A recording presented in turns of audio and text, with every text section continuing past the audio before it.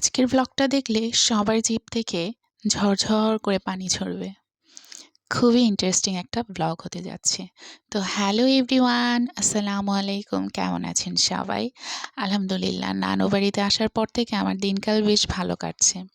আর আজকে চলে যাব আপনাদের সাথে একটা স্পেশাল জিনিস শেয়ার করতে, আর এটা হচ্ছে আমার খুব ফেভারিট।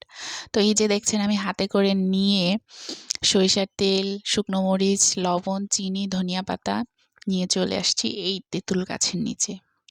যে তেঁতুল গাছের কথা আগের দিন আমি বলেছিলাম। তো আজকের আমাদের প্ল্যান ছিল সকালবেলা রোদে বসে তেঁতুল ভর্তা খাবো। তো যেই বলা সেই কাজ, কাজিনরা মিলে চলে গেলাম। আর এই যে একটাকে ঠেলে গাছে উঠিয়ে দিয়েছি তেঁতুল পাড়ার জন্য।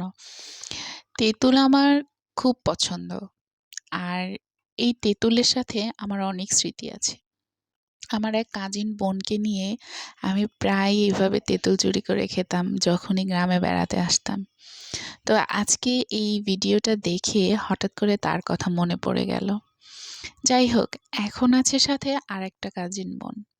সে হচ্ছে আঁচলে করে আমাকে তেঁতুলগুলো ধরে দিচ্ছিল, আর আমার ভাই উপর থেকে তেঁতুলগুলো পেড়ে পেড়ে তার ওড়নার ভিতরে ফেলছিল, না হলে নিচে পানিতে পড়ে যাওয়ার সম্ভাবনা আছে। তো যাই হোক, এভাবে করে অনেকগুলো তেঁতুল আমি পেড়ে নিলাম ভর্তা করার জন্য। আর এই শীতের রোদে বসে তেঁতুল ভর্তা খাওয়ার মজাই কিন্তু আলাদা। শুধু যে তেঁতুল ভর্তা তা না, যে কোনো ভর্তাই কিন্তু এই শীতের দিনে রোদে বসে খেতে খুব ভালো লাগে। তারপরে এই তো আমাদের তেঁতুল পাড়া অবশেষে সমাপ্ত হলো। এখন শুরু হচ্ছে তেঁতুলগুলো খোলা এবং ভর্তা করা।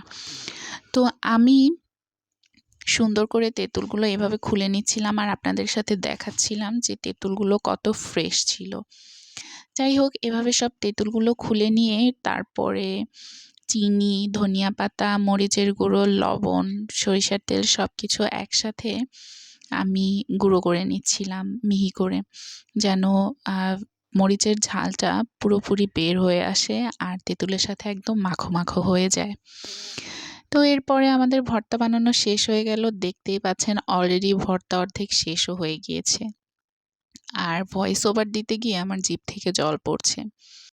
তেঁতুল ভর্তা খেতে খেতে হঠাৎ করে চোখে পড়লো যে পাশে কোনো কিছুর একটা ঠোকাঠুকির আওয়াজ শোনা যাচ্ছে। তো হঠাৎ করে তাকিয়ে দেখলাম যে পাশে ছোট নানু খেজুর গাছ কেটে রস নামাচ্ছে। তো তাও আমি একটু টুক করে ভিডিও করে ফেললাম, কারণ এই ধরনের দৃশ্য দেখাটা এখন খুবই রেয়ার। আর এগুলো আমি ছোটবেলায় কিন্তু খুব দেখেছি, খুব এনজয় করেছি। আর রস খাওয়া প্লাস নানা ভাইয়ের সাথে এই খেজুর গাছ কাটা দেখা। এই তো তারপরে ঘরের ভিতরে চলে এলাম, এসে দেখি বাড়ির সামনের পেয়ারা গাছটাতে একটা ডাসা পেয়ারা হয়ে আছে।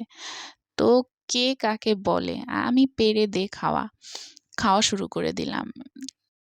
তারপরে সন্ধ্যায় আমার মিষ্টি আন্টি এই পিঠাগুলো বানিয়েছিল। অনেক মজা ছিল পিঠাগুলো। তো যাই হোক, ভালো থাকবেন সবাই, দোয়া করবেন আমাদের জন্য। আল্লাহ হাফেজ।